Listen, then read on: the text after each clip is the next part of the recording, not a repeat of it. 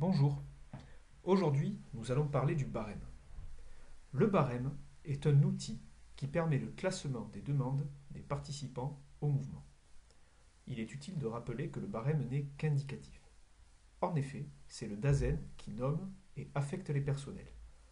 Le barème constitue avant tout un outil de gestion pour les services et c'est pour cela que l'on dit qu'il ne revêt donc qu'un caractère indicatif.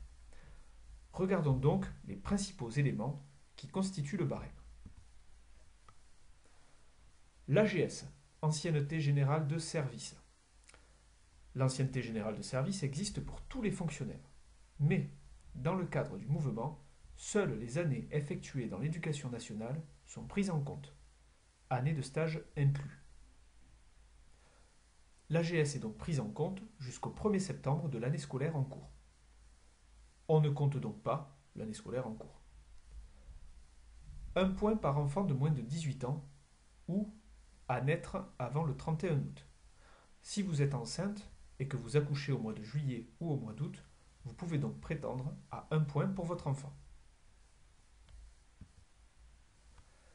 À ces deux éléments de barème peuvent s'ajouter d'éventuelles bonifications. Le rapprochement de conjoints. Celui-ci ne fonctionne que si votre résidence administrative, c'est-à-dire l'école dans laquelle vous êtes affecté cette année, se trouve à plus de 50 km de la résidence administrative de votre conjoint, que vous soyez affecté à titre définitif ou à titre provisoire. Vous bénéficierez donc de 10 points sur la commune où travaille votre conjoint. Dans le cas où il n'y aurait pas d'école dans la commune où travaille votre conjoint, vous pourrez bénéficier de ces 10 points sur l'ensemble des communes limitrophes. 4 points peuvent être donnés sur le premier vœu si vous êtes parent isolé. 5 points peuvent être donnés pour 5 années d'exercice continu dans une école classée REP. De la même manière, 10 points peuvent être donnés si vous effectuez 5 ans d'exercice continu dans une école classée REP+, et ce, que vous soyez à titre définitif ou provisoire. Enfin, 2 points par an sur le même premier vœu pourront être attribués. Par exemple, l'an dernier, mon premier vœu était adjoint élémentaire à l'école de Paulan. Si cette année, dans mon mouvement, je remets en premier vœu adjoint élémentaire Paulan, je bénéficierai donc de 2 points supplémentaires sur ce premier vœu. Si l'an prochain, lors du mouvement 2021, je replace en premier vœu adjoint élémentaire Paulan, je bénéficierai donc de 4 points supplémentaires sur ce premier vœu, et ainsi de suite.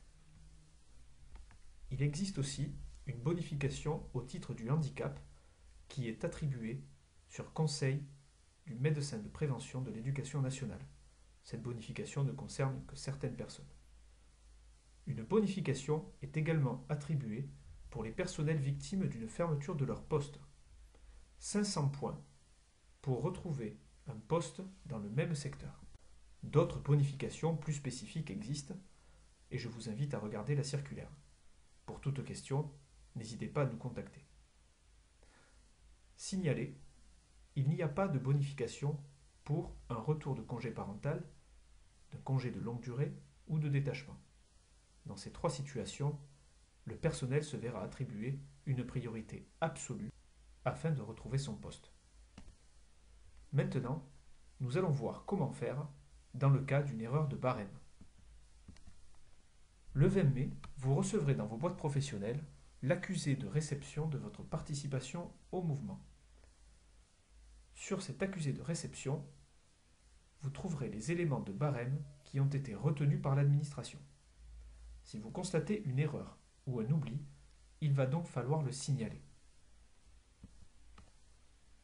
Pour demander la correction du barème, il vous faudra vous adresser au service du personnel à l'adresse mouvement 2020 dsden34@ac-montpellier.fr. De manière générale, pour toute question relative au mouvement, c'est cette adresse-là qu'il vous faut utiliser. Votre demande doit impérativement se faire entre la réception de l'accusé de réception, le 20 mai, et le 3 juin minuit. Attention, passé ce délai, aucune demande ne sera acceptée par l'administration.